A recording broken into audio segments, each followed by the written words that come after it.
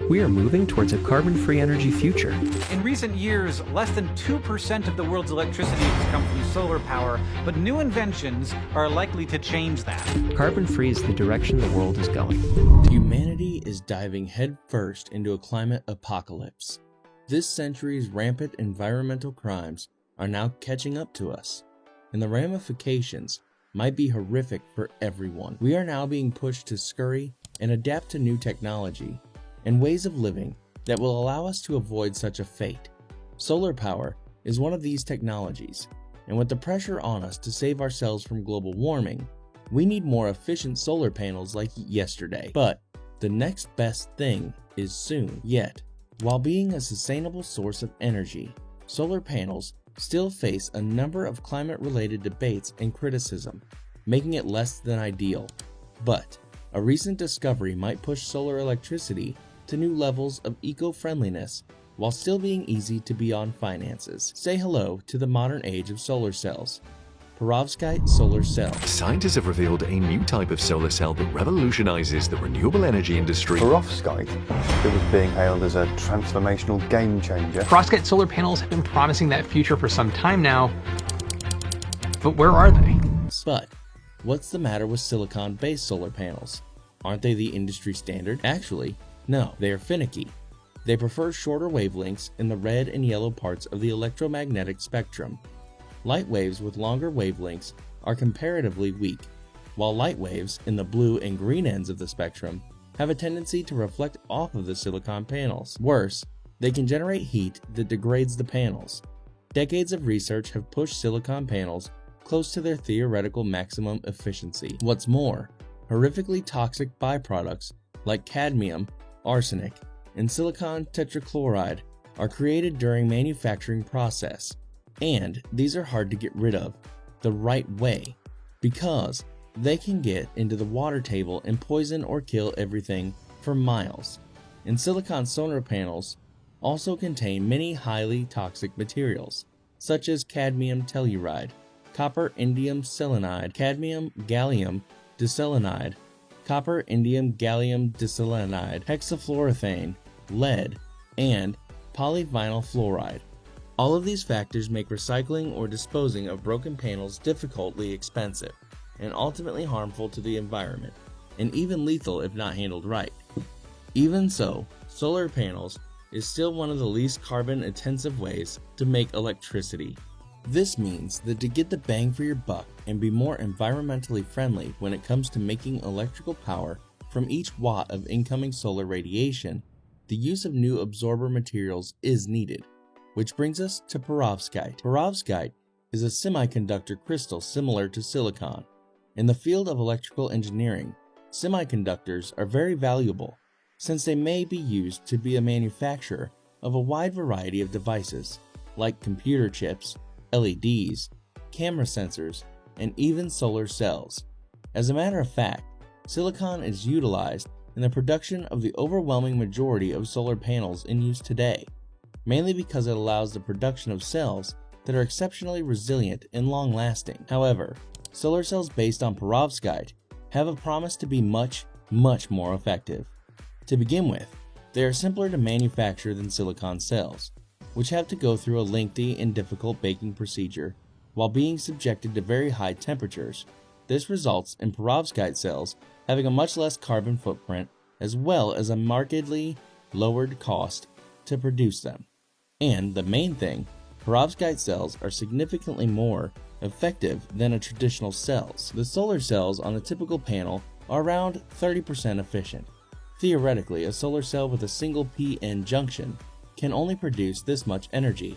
Realistically, solar panels using silicon semiconductor solar cells can only achieve a 20 to 25% efficiency rate. Perovskite-based thin film cells have a potential to improve energy efficiency to provide more power production for electricity. Perovskites can leverage a broader band gap and to support multiple p-n junctions, also known as tandems, that can absorb different wavelengths of visible light. There are different wavelengths that come from sunlight. These tandems can also be used to work with silicon cells to produce more power. So, perovskite can boost efficiency by up to 45%.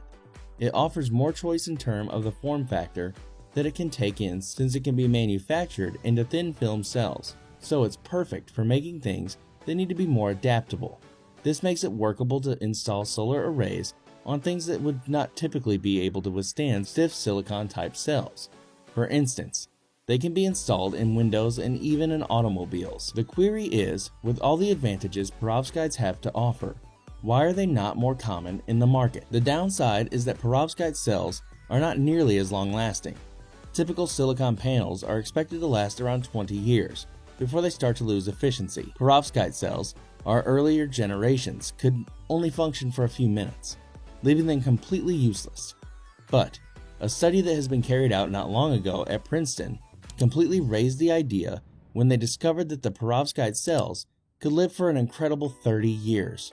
Importantly, the cells still kept a pretty high degree of efficiency, which means that no compromises were made in order to meet this objective.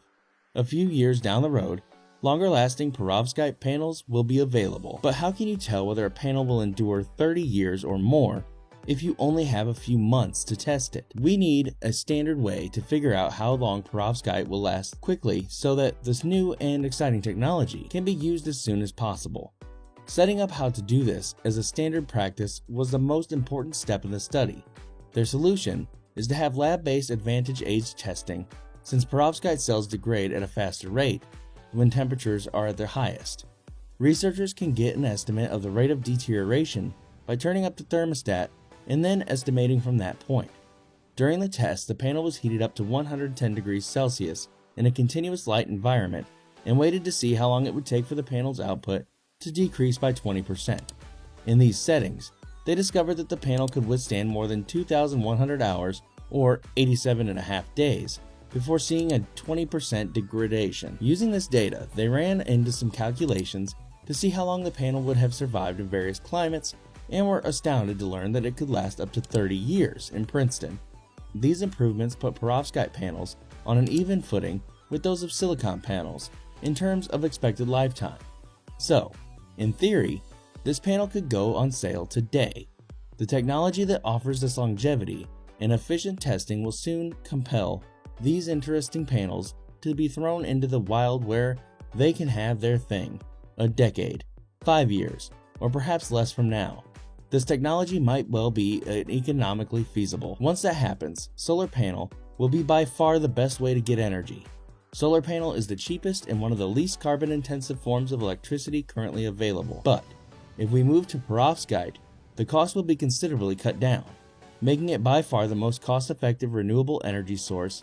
The carbon footprint, which is mostly caused by making solar panels, will also go down by a lot. But perovskite's impact will go far further than that, just cost on carbon. Silicon panels require a lot of mining, which is bad for the environment, and contain cadmium, which is one of the most toxic substances humans know of, like we mentioned at the start. Perovskite panels, on the other hand, don't need much mining or toxic materials. Therefore, their production is ultimately expiry are more ecologically sound. This calls into doubt the use of nuclear fusion, fast reactors, SMRs, and even traditional nuclear power plants.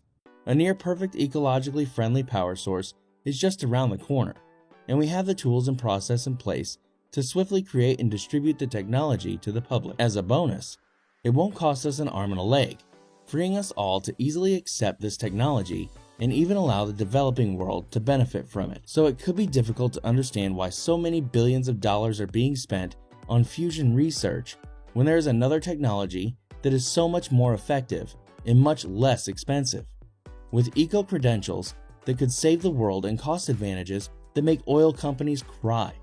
It seems like perovskite could save the power and future of humanity.